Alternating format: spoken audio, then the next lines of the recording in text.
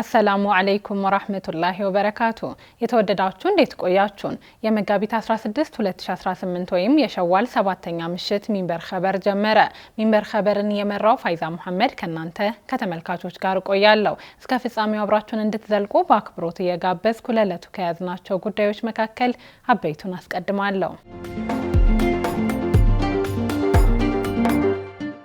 የግብር ከፋዮች ደረጃ ምደባን የሚደነግግ ረቂቅ መመሪያ ተዘጋጀ። ከኢትዮጵያ በምስራቅ መስመር የሚደረገው ፍልሰት ባለፈው ዓመት በ18 በመቶ ጨምሯል ሲል አዲስ ሪፖርት አመለከተ። የኡምራ ተጓዦች ሳውዲ አረቢያን ለቀው የሚወጡበት የመጨረሻ ቀን ይፋ ተደረገ የሚሉት የሚንበር ኸበር አበይት ጉዳዮች ናቸው። አብራችሁን እንድትቆዩ በድጋሚ እየጋበዝን ወደ ቀዳሚው ኸበር አልፋለሁ። የግብር ከፋዮች ደረጃ ምደባን የሚደነግግ ረቂቅ መመሪያ ተዘጋጀ። አሚናት መሐመድ ተጨማሪ አላት። የገንዘብ ሚኒስቴር የግብር ከፋዮች ደረጃ ምደባን የሚደነግግ ረቂቅ መመሪያ አዘጋጅቷል። የግብር ከፋዮች ደረጃ ምደባ የተሰኘው ረቂቅ መመሪያ ትኩረት የሚፈልጉና የተወሳሰቡ የንግድ ድርጅቶችን ወደ አንድ በማሰባሰብ የሚጠበቅባቸውን ግብር በወጥነት እንዲከፍሉ ያስችላል ተብሏል። ስለ ረቂቅ መመሪያው ለመገናኛ ብዙሃን ማብራሪያ የሰጡት የገንዘብ ሚኒስቴር የታክስ ጉዳዮች አማካሪ አቶ ዋሲሁን አባተ የስራ ብዛትና የሚከፈል የግብር መጠን ለግብር ከፋዮች ደረጃ ምደባ ዋና መስፈርቶች እንደሆኑ ገልጸዋል። የደረጃ ምደባው ግብር ከፋዩ እንደ ፍላጎቱና እንደ ስራ ባህሪው አገልግሎት መስጠት እንዲችል ይረዳል ያሉ ሲሆን ዝቅተኛ፣ መካከለኛና ከፍተኛ ተብሎ እንደሚደለደልም አስረድተዋል። ረቂቁ በገንዘብ መጠን የማይተመኑ ግብር ከፋዮችን በመካከለኛና በከፍተኛ ምድብ በማስቀመጥ ተገቢውን ገቢ ለመሰብሰብ እንደሚረዳም ገልጸዋል። ከዚህ በፊት መመሪያ እንዳልነበረ ያስታወሱት አማካሪው ገንዘብ ሚኒስቴር እንደ አመችነቱ በሚሰጠው ውሳኔ ምደባ እንደሚሰጥ ተናግረው ረቂቅ መመሪያው አካሄዱን እንደሚቀይረው ጠቁመዋል። አሁን ባለው አሰራር በአንድ እናት ኩባንያ ስር ያሉ ተቋማት አነስተኛ፣ መካከለኛና ከፍተኛ ተብለው በተለያዩ ምድብ እንደሚገኙ ጠቅሰዋል። እነዚህ ተቋማት የስራ ብዛታቸው ከግምት ውስጥ ሳይገባ ወደ አንድ እናት ኩባንያ ስር እንዲጠቃለሉ የሚደነግግ እንደሆነም ገልጸዋል። ይህም ከግብር ለመሸሽ ከአንዱ ወደ ሌላው የሚደረጉ እንቅስቃሴዎችን መከታተል ያስችላል ብለዋል። የተወሳሰበ የግብር አስተዳደር ያላቸውን ጉዳዮች ብቃት ባለው ባለሙያ ከመከታተል ባለፈ እንደ አቅማቸው እየታየ ለመካከለኛ ምድብ መካከለኛ እውቀት ያለው፣ ለአነስተኛ ምድብ ደግሞ አነስተኛ እውቀት ያለው ባለሙያ ለመመደብ እንደሚጠቅም አስረድተዋል። ከእያንዳንዱ የንግድ ስራ እንቅስቃሴ አይነት የተሰበሰበውን ግብር፣ የምርቱን አይነት፣ የትኩረት ቦታ ለመለየትና ለግብር ፖሊሲ ጥናት ለማድረግ የተፈጠረውን ችግር ለመፍታት ረቂቅ መመሪያው ጠቀሜታ እንደሚኖረው ገልጸዋል። በተጨማሪም ከዲጂታል ኢኮኖሚው ግብር ለመሰብሰብ መታሰቡን በመጠቆም ከቴክኖሎጂ ጋር የሚገናኝ በመሆኑ ክትትል እንደሚፈልግ ተናግረዋል። አያይዘውም የሚገኘው ገቢ መጠን ጥቂት ሊሆን ስለሚችል ግብር ከፋዮችን በከፍተኛ ምድብ ውስጥ መደልደል ቢያስፈልግ በቅርብ ክትትል እንዲያገኙ ለማድረግ ረቂቅ መመሪያው መዘጋጀቱ አጋዥ በመሆኑ ይህንን የሚሰራ የድልድል ኮሚቴ ይቋቋማል ብለዋል። ከኢትዮጵያ በምስራቅ መስመር የሚደረገው ፍልሰት ባለፈው ዓመት በ18 በመቶ ጨምሯል ሲል አዲስ ሪፖርት አመለከተ።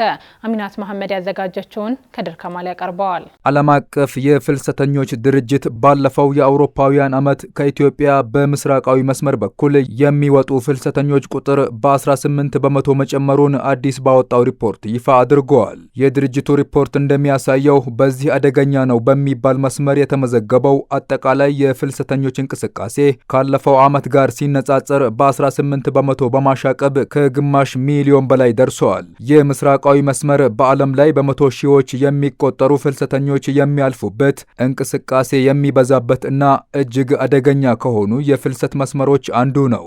አብዛኛዎቹ ፍልሰተኞች መደበኛ ባልሆነ መንገድ በህገወጥ አዘዋዋሪዎች የሚጓጓዙበትም ጭምር ነው።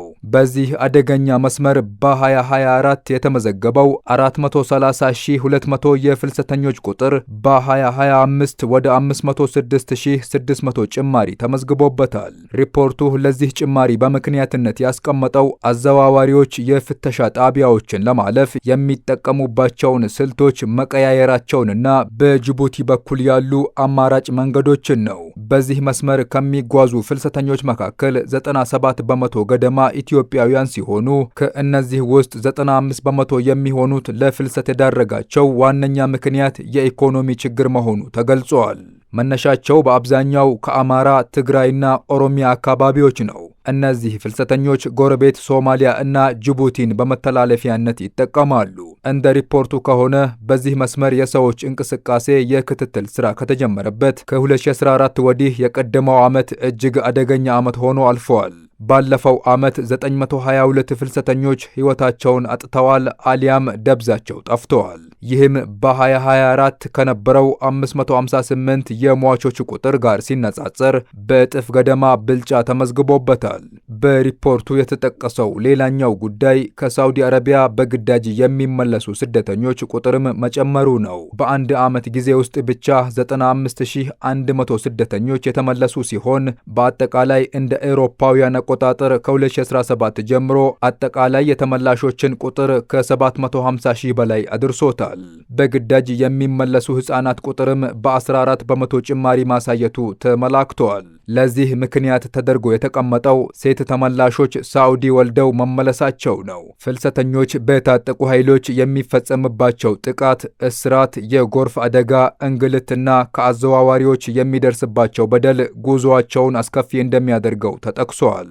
ድርጅቱ አክሎም በ2026 በኢትዮጵያ ኢኮኖሚ ይታያል ተብሎ የሚጠበቀው የኢኮኖሚ እድገት የስደት ጫናውን ሊቀንሰው ይችላል ተብሎ ቢጠበቅም የኑሮ ውድነት እና የሥራ አጥነት ችግር አሁንም ለፍልሰቱ መቀጠል ምክንያት ሊሆኑ እንደሚችሉ አስጠንቅቀዋል። ሂጅራ ባንክ በሐላል ፔ ያለማስያዣ ያቀረበው ኢሙራባሃ ፋይናንስ ከ1 ቢሊዮን ብር በላይ ተሻገረ። ከወለድ ነጻ የባንክ አገልግሎት የሚሰጠው ሂጅራ ባንክ ከ1 ዓመት በፊት በይፋ ወደ ስራ ባስገባው የዲጂታል ዋሌትና የኢሙራባሃ የፋይናንስ አገልግሎት መተግበሪያው ያቀረበው የኢሙራባሃ ፋይናንስ ከ1 ቢሊዮን መሻገሩን አስታውቋል። ሐላል ፔ የተሰኘው ይህ በኢትዮጵያ የመጀመሪያው የሸሪዓ መርህን በተከተለ የዲጂታል ዋሌትና የኢሙራባሃ የፋይናንሲንግ አገልግሎት መተግበሪያ ተደራሽነቱ በከፍተኛ መጠን መጨመሩንም ገልጸዋል።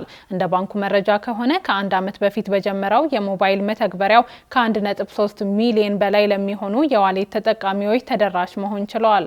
ከነዚህ መካከል ከ3000 በላይ ለሚሆኑ አነስተኛና መካከለኛ የንግድ ዘርፍ ኢንተርፕራይዞች አማራጭ ፋይናንስ አቅርበዋል። ሴቶችና ወጣቶች ሐላል የፋይናንስ አማራጩ ከቀረበላቸው መካከል ተጠቃሽ ናቸው። ሂጅራ ባንክ ባለፈው ወር በኢትዮጵያ እስልምና ጉዳዮች ጠቅላይ ምክር ቤት ስር ለተቋቋመው የዘካና አውቃፍ ኮሚሽን የመጀመሪያውን የዘካ ክፍያ ማስረከቡም ይታወሳል። ባንኩ ለኮሚሽኑ ያስረከበው የገንዘብ መጠን 8 ሚሊዮን 182 ሺህ ብር መሆኑ ተገልጿል።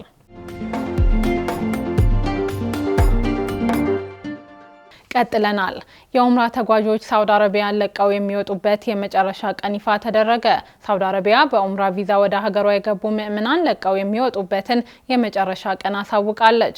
የሀገሪቱ የሀጅና ኡምራ ሚኒስቴር ባወጣው መግለጫ መሰረት የኡምራ ቪዛ የያዙ ምዕመናን ከዙልቃይዳ 1 1447 ዓመተ ሂጅራ ማለትም ሚያዝያ 10 2018 በፊት ለቀው መውጣት ይኖርባቸዋል። በተቀመጠው የጊዜ ሰሌዳ ሀገሪቱን ለቀው መውጣት ያልቻሉ ምዕመናን ስራትና የገንዘብ ቅጣት እንደሚጠብቃቸው ያስታወቀው ሚኒስቴሩ ጊዜ አሳልፈው ለሚቀመጡ ሰዎች የትራንስፖርትና መጠለያን ጨምሮ ማንኛውንም አገልግሎት ለሚሰጡ የሳውዲ ዜጎችና ነዋሪዎች ከድርጊታቸው እንዲታቀቡ ማስጠንቀቂያ ሰጥቷል። ይህን ማስጠንቀቂያ የተላለፈ ማንኛውም የሳውዲ ዜግነት የሌለው ነዋሪ ደግሞ ከሀገር መባረርን ጨምሮ ጥብቅ ቅጣት ይጠብቀዋል ተብሏል። ሚኒስቴሩ የሳውዲ አረቢያን የኢሚግሬሽንና የሀጅ ደንቦችን ለማስከበር ክትትሉን እንደሚቀጥል በማሳወቅ በአጥፊዎች ላይ እርምጃ እንደሚወስድ ታውቋል። የኡምራ አገልግሎት ሰጪዎችም የቪዛ ገደብ ያለፈባቸው የኡምራ ተጓዦች ካሉ ወዲያውኑ ሪፖርት እንዲያደርጉ የሀገሪቱ ባለስልጣናት መመሪያ ሰጥተዋል። አገልግሎት ሰጪዎች ይህን መፈጸማቸው ከቅጣት እንዲጠበቁ ያደርጋቸዋል ሲል አሳስቧል። በኡምራ ቪዛ የገቡ ምዕመናን ለቀው የሚወጡበትን የጊዜ ሰሌዳ ያስቀመጠችው ሳውዲ አረቢያ በቀጣይ ከመላው ዓለም የሀጅ ስነ ስርዓት ላይ ለመሳተፍ የተመዘገቡ ምዕመናንን ማስተናገድ ትጀምራለች። የዘንድሮ ሀጅ የሚከናወነው ከግንቦት 16 እስከ ግንቦት 21 2018 ነው። እነዚህ ቀናት በሂጅራ የዘመን ቀመር ከዙል ሂጃ 8 እስከ 13447 ዓመተ ሂጅራ ይውላሉ። ቀናቱ በወሩ መጨረሻ ቀናት የጨረቃ መታየት ላይ የተመሰረቱ ናቸው።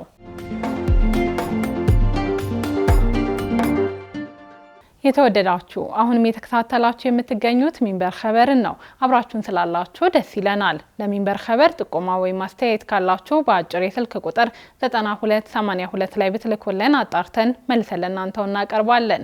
የሚቀናችሁ ማህበራዊ ሚዲያ ከሆነ በሁሉም አማራጮች @ሚንበር ቲቪ ብላችሁ ብትፈልጉን ታገኙናላችሁ።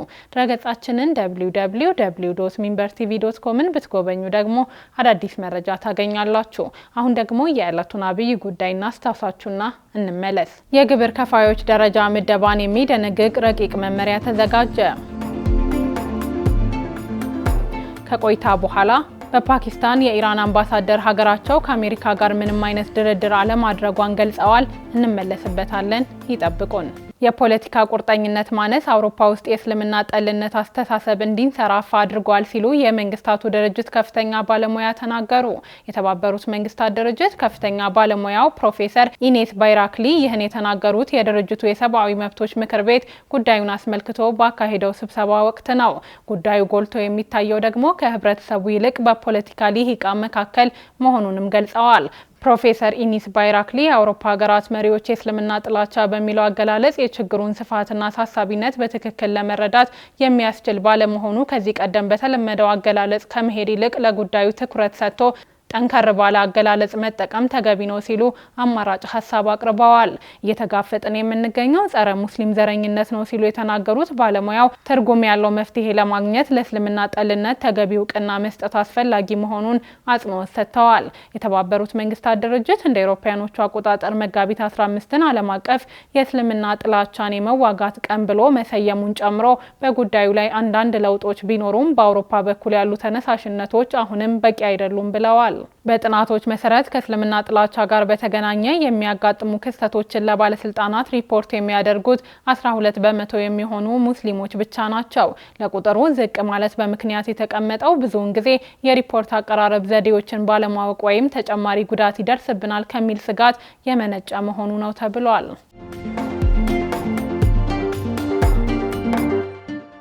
የፌስቡክ አስተዳዳሪ ሜታ ልጆችን ለወሲባዊ ይዘቶች በማጋለጥ $375 ሚሊዮን ተፈረደበት። የፌስቡክ ባለቤት የሆነው ሜታ የማህበራዊ ሚዲያ መድረኮቹ ለልጆች ምን ያህል ደህንነታቸው የተጠበቀ መሆኑን በተመለከተ አሳሳች መረጃ ሰጥቷል በሚል $375 ሚሊዮን ቅጣት የጣለው በአሜሪካ ኒው ሜክሲኮ ግዛት ውስጥ የሚገኝ ፍርድ ቤት ነው። ፌስቡክ፣ ኢንስታግራም እና ዋትስአፕን በባለቤትነት የሚያስተዳድረው ሜታ መድረኮቹ ህጻናትን ለወሲባዊ ይዘቶች እንዲሁም ለወሲብ አዳኞች ተጋላጭ በማድረግ ተጠያቂ መሆኑን ዳኞች አረጋግጠዋል። የኒው ሜክሲኮ ጠቅላይ አቃቢ ህግ ራውል ቶሬስ እንዳሉት የፍርድ ቤቱ ውሳኔ ታሪካዊና በህጻናት ደህንነት ጉዳዮች ላይ ግዛቲቱ በሜታ ላይ ባቀረበችው ክስ ስኬታማ ሆናለች ብለዋል። የሜታ ቃል አቀባይ በበኩላቸው ኩባንያቸው በፍርድ ቤቱ ውሳኔ እንደማይስማማና ይግባኝ እንደሚጠይቅ አሳውቀዋል። ጉዳዩን የተመለከተው የዳኞቹ ቡድን ሜታ የማህበራዊ ሚዲያ መድረኮቹ የወጣት ተጠቃሚዎችን ደህንነት በመጠበቅ በኩል ስላላቸው አስተማማኝነት ለህብረተሰቡ አሳሳች መረጃ በመስጠት የኒው ሜክሲኮን ህግን ጥሷል ብለዋል። ክሱ በተሰማባቸው ባለፉት 7 ሳምንታት ለዳኞቹ የሜታ ውስጣዊ ሰነዶች የቀረቡ ሲሆን የቀድሞ የኩባንያው ሰራተኞች ተቋሙ ህጻናትን ለወሲብ የሚያድኑ ሰዎች መድረኮቹን ይጠቀሙበት እንደነበር እንደሚያውቅ ምስክርነት ሰጥተዋል። ሜታ በበኩሉ በማህበራዊ ሚዲያ መድረኮቹ ላይ ተጠቃሚዎች የሚገጥሟቸውን ችግሮች ለመከላከልና የታዳጊዎችን ደህንነት ለመጠበቅ ለዓመታት ሲሰራ መቆየቱን በመግለጽ ተከላክሏል። ሜታ የቀረበበትን ክስ ተከትሎ እንዲከፍል የተጣለበት $375 ሚሊዮን ቅጣት በዳኞቹ የተሰላው ተፈጽመዋል የሚባሉ በሺዎች የሚቆጠሩ ጥሰቶች ላይ እስከ $5000 የሚደርስ ቅጣት በመጣል ነው። በተመሳሳይ ሜታ ሎስ አንጀለስ ውስጥ ሌላ ክስ ቀርቦበት በፍርድ ቤት እየታየ እንደሚገኝ ቢቢሲ ዘግቧል። ክሱን ያቀረበችው አንዲት ወጣት የጉግል ንብረት የሆነውን ዩቲዩብን ጨምሮ ኢንስታግራም እና ሌሎች የማህበራዊ ሚዲያ መድረኮች በዘረጉት አሰራር ምክንያት ከልጅነቷ አንስቶ ሱሰኛ እንደሆነ ተናግራለች። ይህንን የመሳሰሉ በማህበራዊ ሚዲያ መድረኮች ባለቤቶች ላይ የቀረቡ በሺዎች የሚቆጠሩ ክሶች ወደ ተለያዩ የአሜሪካ ግዛቶች ፍርድ ቤቶች እየቀረቡ እንደሚገኙም በዘገባው ተጠቅሷል።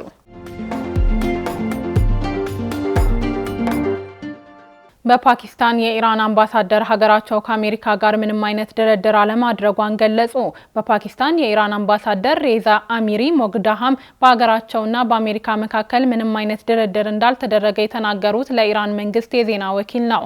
አምባሳደሩ ኢርና ለተባለው የሀገሪቱ ዜና ኤጀንሲ ሲናገሩ ኢራን ከአሜሪካ ጋር ምንም አይነት ቀጥተኛ ያልሆነ ድርድር አላካሄደችም ብለዋል። ነገር ግን አምባሳደር ሬዛ አሚሪ ሞግሃዳም ወዳጅ ሀገራት በአሜሪካና በኢራን መካከል ደረግ ንግግር ሁኔታዎችን ለማመቻቸት እንደሚፈልጉና ይህም የተከፈተብንን ጦርነት ለማስቆም እንደሚያስችል ተስፋ እናደርጋለን ብለዋል። ቀደም ብሎ የአሜሪካው ፕሬዝዳንት ዶናልድ ትራምፕ አስተዳደራቸው በኢራን ውስጥ ከሚገኙ የሚመለከታቸው ሰዎች ጋር እየተነጋገረ መሆኑን በመጥቀስ ከስምምነት ላይ ለመድረስ አጥብቀው ይፈልጋሉ በማለት ኢራናውያን ንግግሩን እንደሚፈልጉት ገልጸው ነበር። ይሁን እንጂ የኢራን ጦር ሰራዊት ቃል አቀባይ ደግሞ አሜሪካ ከራሷ ጋር እየተደራደረች ነው በማለት ኢራን ድርድር ውስጥ እንደሌለች አመልክተዋል።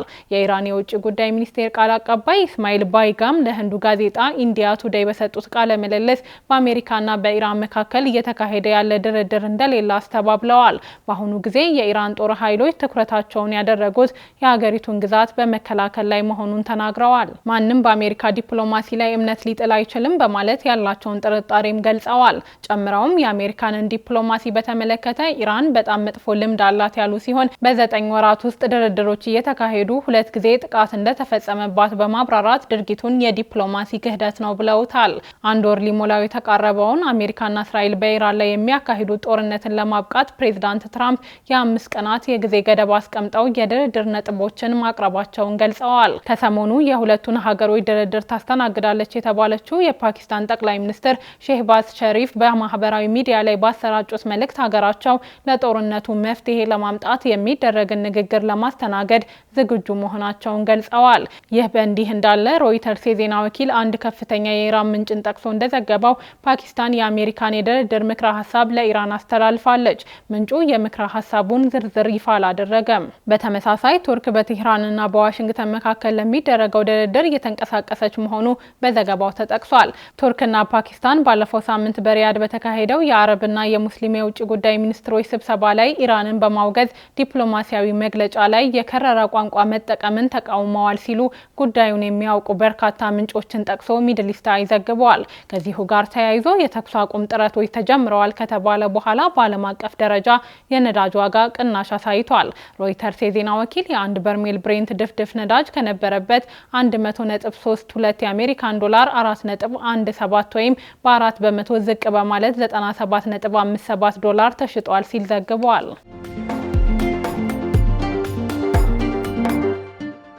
ውድ ተመልካቾች ለዛሬ ያዘጋጀነው የሚንበር ኸበር በዚሁ ተጠናቀቀ። ፋይዛ መሐመድ አብሬያችሁ ቆየሁ። ወሰላሙ አለይኩም ወራህመቱላሂ ወበረካቱ።